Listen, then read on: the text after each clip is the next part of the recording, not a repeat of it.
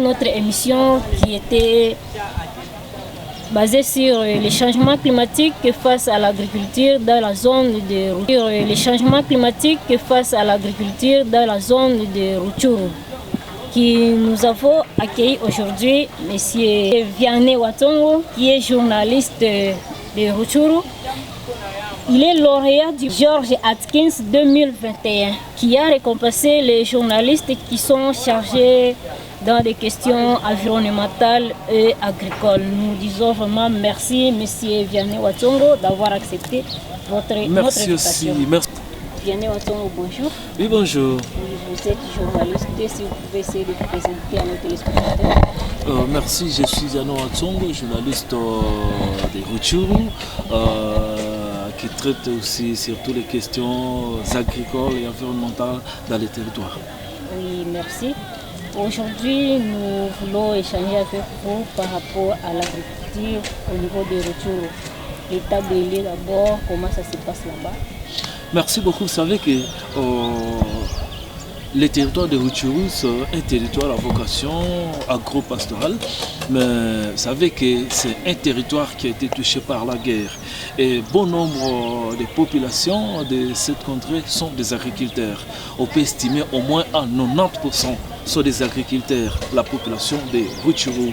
Et actuellement, vous savez que lorsque la guerre a commencé chez nous, donc lorsque la guerre a éclaté, c'était au mois d'octobre 2022, donc octobre là à Kiwanja, donc ça a commencé même depuis novembre 2022, mais à Kiwanja c'était en octobre 2022.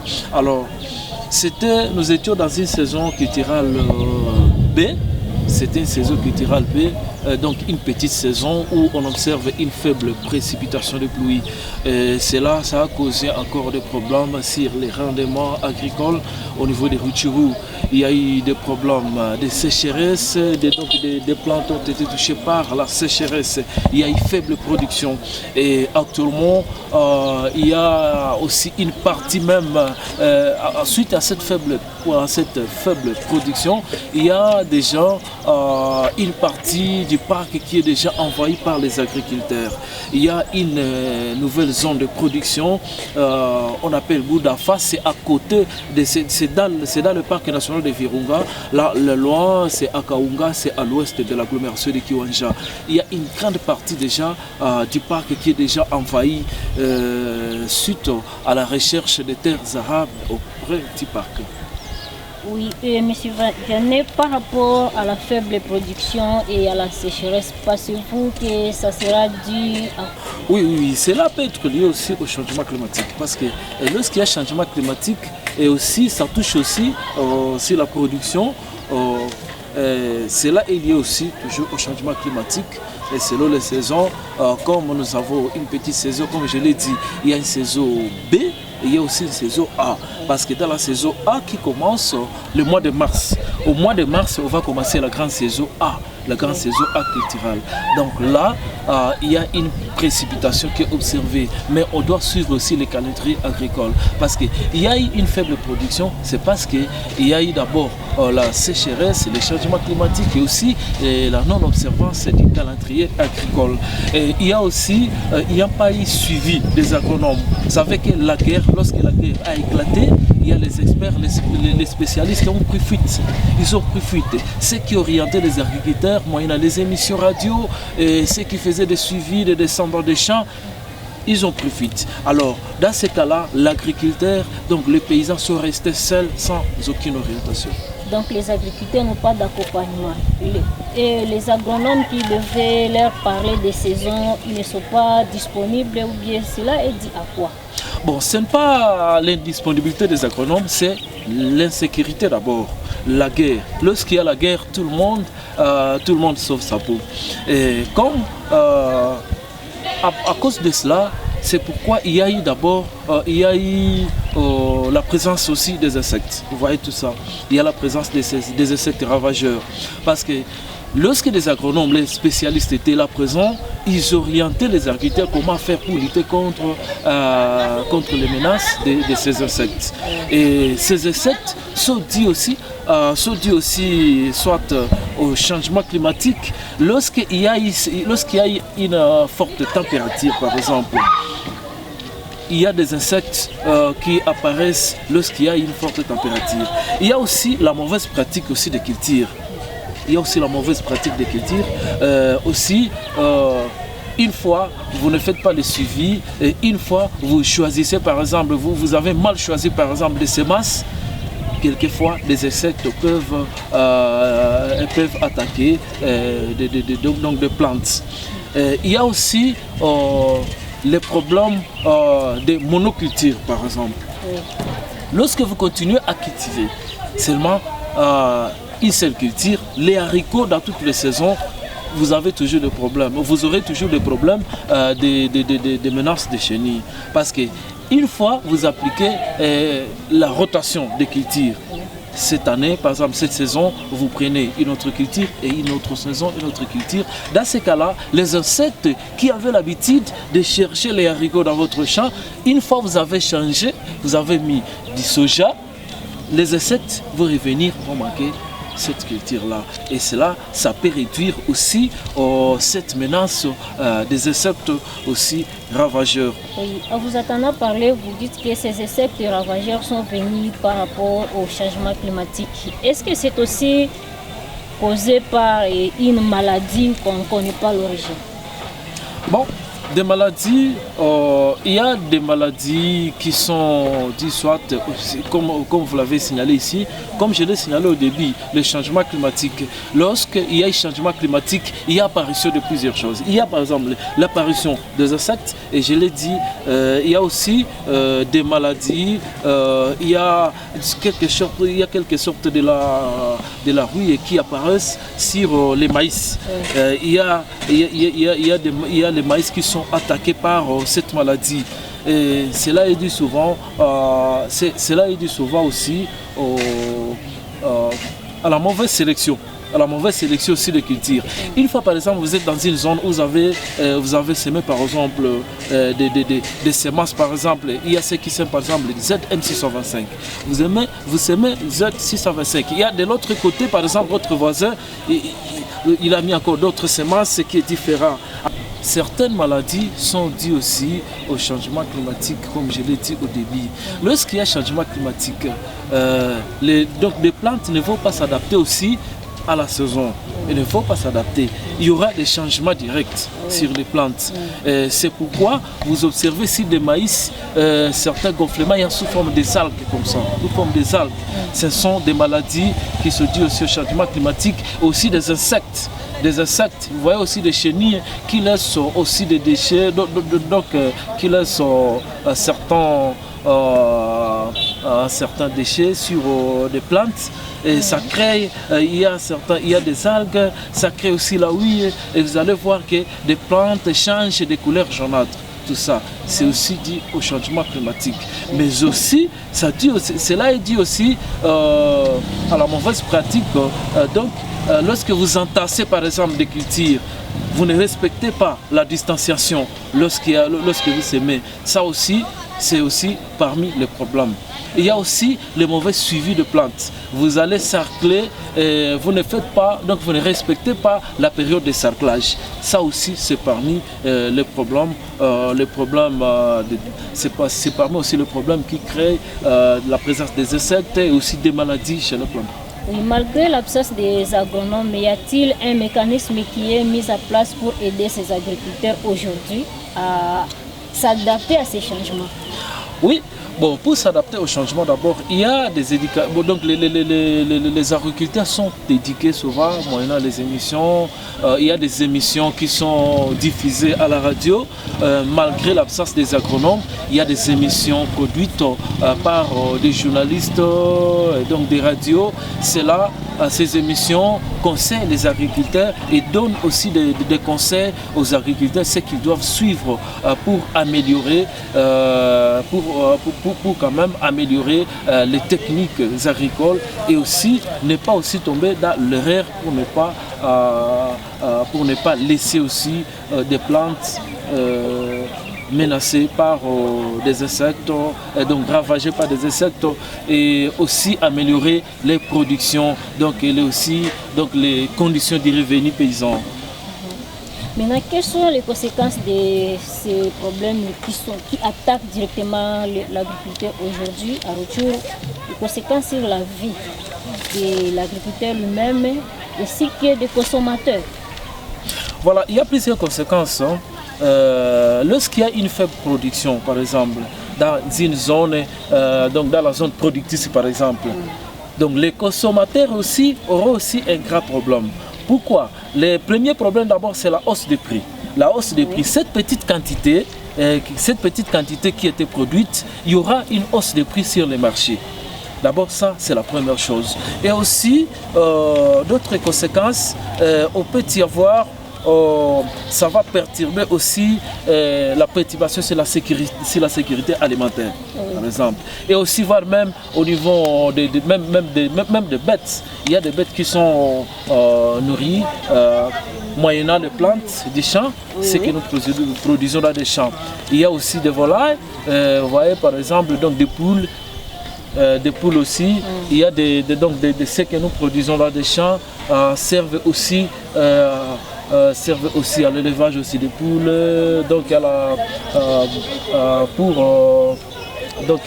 je peux dire la provende. Il y aura aussi une pauvreté donc dans des zones, donc dans des villages. Vous savez que dans des villages, dans des milieux ruraux, donc en milieu rural, les paysans ne vivent que seulement de l'agriculture. Alors, lorsqu'il n'y a pas de production, lorsqu'il y a une faible production, donc il n'y aura pas, donc cette population ne va pas bénéficier de cette culture. Et aussi, et le problème aussi qui se pose, c'est le problème des prix. C'est le problème des prix au niveau de la base. Ça peut aussi au niveau ici de la ville, mais au niveau de la base, il y a encore toujours une faible, il y a encore des prix, il y a encore un prix qui reste toujours très bas. Donc vous allez voir que même les producteurs au niveau de la base, ils ne bénéficient rien, donc ils sont là seulement, donc ils marchent selon le prix qui est affiché par les acheteurs. Donc, et aussi l'utilisation, parce que si ça serait mieux pour aider aux petits producteurs, il faut utiliser aussi donc la balance. Lorsqu'il y a utilisation de la balance et on achète par exemple les produits par kilogramme, ça pourrait aider les petits producteurs. Mais lorsqu'on utilise des cuvettes là qui mesurent 2 kg, on ne sait pas même la mesure de cette cuvette, on ne connaît pas son poids, mais ça aussi, c'est aussi parmi les problèmes que fréquentent aussi les petits producteurs. Comme je le disais, ça serait mieux pour échapper et pour s'épargner de ces problèmes-là des changements climatiques. Il serait mieux de respecter les calendriers agricoles et l'orientation des experts. Si les petits producteurs suivaient quand même les conseils des experts, ça pourrait être mieux de s'adapter à la saison, mais aussi utiliser aussi, il y a aussi, donc ça serait mieux aussi d'utiliser aussi donc des arbres forestiers. Donc des agroforesteries, voilà, des agroforesteries qui pouvaient aussi accompagner des agriculteurs à bien produire. Ce sont des arbres qui accompagnent l'agriculteur. Donc tu peux planter cet arbre dans ton champ et ça t'aide et ça t'accompagne aussi pour assaisonner aussi. Donc c'est pour augmenter aussi quelques qualités d'engrais organique dans votre champ. Si on faisait l'agroforesterie à Rutshuru, ça pourrait aussi aider mieux la population à bien garder une culture saine dans les champs et aussi avoir une bonne production. Et vous savez que lorsqu'il y a changement climatique, parce que vous savez que d'abord le facteur pour une production agricole qui dépend aussi, de 3 catégories. Et je pourrais dire d'abord, la première catégorie d'abord c'est la terre. Lorsque vous avez une bonne terre et vous avez bien préparé votre terre, vous pouvez espérer à une bonne production. Et lorsque vous faites aussi le travail, donc là vous planifiez correctement le travail dans les champs. Vous avez bien planifié. Vous savez que donc vous respectez toutes les étapes. Il y a les étapes du labour, vous remuez votre champ et puis vous faites aussi vous ramassage aussi des herbes et aussi ce qui aussi a défoncé qu'on doit défendre aux agriculteurs. On ne peut pas brûler les herbes dans les champs parce que ces herbes aussi nous aident aussi à bien conserver une petite quantité de l'eau dans le sol. Et ce que nous appelons aussi paillage. Si on applique le paillage dans les champs, ça pourrait aider aussi au sol à conserver une petite quantité de l'eau lorsqu'il y a sécheresse. Et aussi, il y a le capital. Donc ces 3 facteurs, il y a la terre, le travail et le capital. Parce qu'on parle du capital aussi, c'est lorsque vous avez bien produit et vous avez déjà des récoltes, dans ces cas-là, vous pouvez vous orienter vers les marchés. Et lorsque vous avez bien choisi, lorsque vous avez bien traité votre donc des plantes, des grains que vous avez récoltés, là vous aurez quand même un bon marché de qualité parce que vous avez bien produit, vous avez des récoltes de bonne qualité. Et alors, c'est que je pourrais dire la production aussi agricole n'est pas aussi de la précipitation, ce que j'ai signalé là au début. Lorsqu'il y a une précipitation, lorsqu'il y a une bonne précipitation, vous pouvez croire aussi à une bonne production parce que dans la sécheresse, on ne peut pas produire. On ne peut pas produire, on ne peut pas voir, on ne peut pas espérer à une bonne production. Et aussi, lorsqu'il y a une faible production, lorsqu'il y a une faible précipitation dans la zone, là c'est pourquoi vous voyez qu'il y a une récolte précoce. La population, donc les paysans, les petits producteurs, récoltent précocement des récoltes. Et c'est pourquoi vous voyez qu'il y a disparition de certaines espèces. Il y a disparition de certaines variétés dans la zone. Suite à quoi? C'est parce que vous allez voir aussi, donc le premier problème, c'est cette récolte, donc la récolte précoce, et aussi les monocultures, c'est aussi parmi les causes de la disparition de certaines variétés aussi dans la zone. Est-ce que la population paysanne comprend ça quand même, que c'est à cause de ceci qu'il y a la vaste production aujourd'hui? Oui, la population est consciente, mais le problème se base sur quoi? Donc le problème se base sur les marchés d'abord. Les marchés. Une fois dans la zone, il n'y a pas présence de demandeurs par exemple. Il n'y a pas présence de demandeurs. S'adapter au changement climatique sur l'agriculture aujourd'hui à Rutshuru. Bon, merci pour s'adapter au changement climatique d'abord. La population ou les agriculteurs doivent observer d'abord les orientations des experts ou des spécialistes et aussi le respect du calendrier agricole. Respect du calendrier agricole, parce que lorsqu'on suit le calendrier agricole, tu vois seulement l'observation du climat, lorsqu'il y a donc l'adaptation climatique, tout ça, donc dans ces cas-là, tu vas bien suivre, dans ces cas-là, tu vas planter, tu vas préparer le travail du champ, donc tous les travaux du champ en temps. Parce que ça dépend aussi de période. Tu ne peux pas cultiver ton champ, donc tu ne peux pas labourer ton champ première semaine et puis la deuxième semaine tu vas revenir. Ce n'est pas comme ça. Tu dois attendre 2 semaines après et tu vas attendre une petite, soit une faible précipitation qui va apparaître, qui va t'aider aussi à bien remuer votre champ. Mais aussi, ce que j'ai aussi signalé, c'est la plantation des arbres agroforestiers.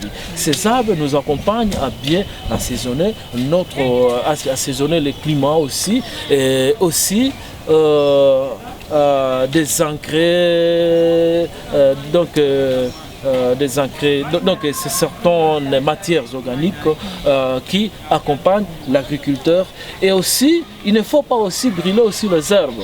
Il ne faut pas brûler aussi les herbes dans les champs, parce que lorsque vous brûlez les herbes dans les champs, vous allez perdre certaines substances minéraux et des insectes qui sont à la base de l'engrais naturel dans les champs.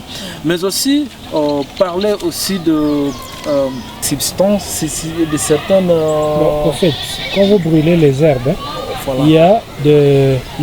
vous exposez la pédofaune d'abord. Voilà. La pédofaune qui est composée des vers, des insectes, voilà, et qui aide à décomposer la matière organique. Voilà. Deuxièmement, quand vous brûlez le sol, il y a des éléments organiques figurés dans l'humus du sol ou dans le terreau du sol qui sont thermosensibles, donc qui en présence de la chaleur se volatilisent. Et quand vous brûlez, vous occasionnez la disparition de ces espèces-là, de ces éléments-là, de ces espèces qui aident pourtant le sol. Troisièmement, lorsque vous brûlez le sol, les herbes sur le sol, vous allez laisser de la cendre.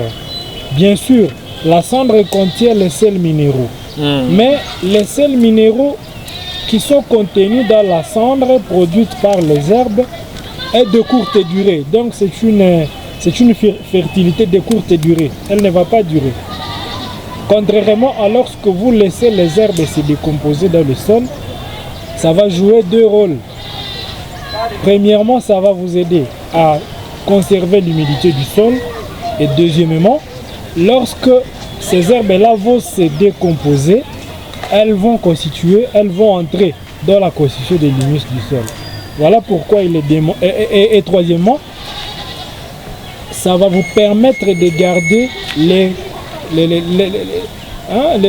principes physico-chimiques du sol. Parce que dans les principes physico-chimiques, la composition physico-chimique du sol, vous avez d'abord la faune du sol et la flore de ce sol.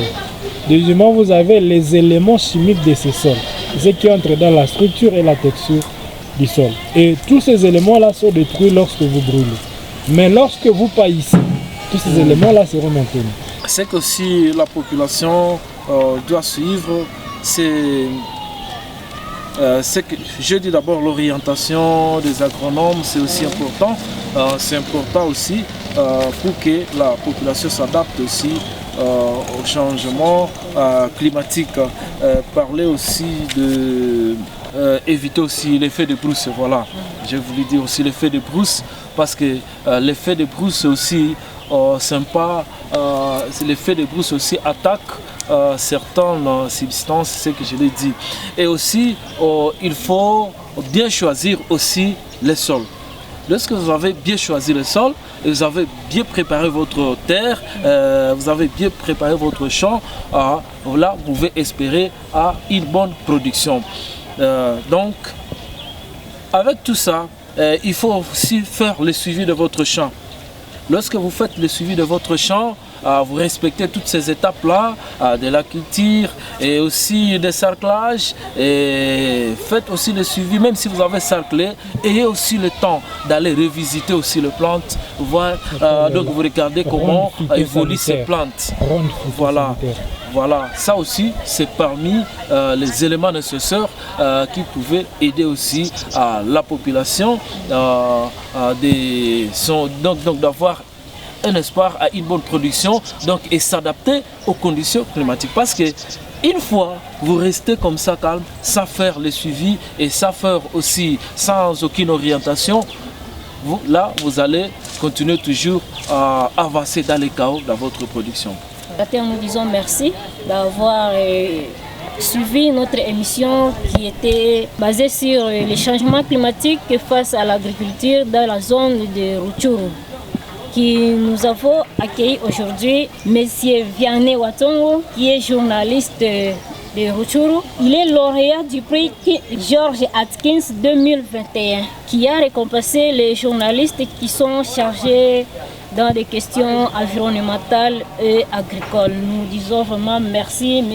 Vianney Watsongo, d'avoir accepté. Merci de m'avoir donné cette occasion de participer à cette émission, mais aussi une recommandation aussi au gouvernement d'accompagner surtout les journalistes qui traitent les questions sur les questions agricoles et environnementales, parce qu'ils savaient qu'actuellement c'est l'agriculture qui pèse lourd dans notre pays, c'est l'agriculture qui accompagne, qui nourrit toute la République, parce que ce secteur souvent semble être abandonné,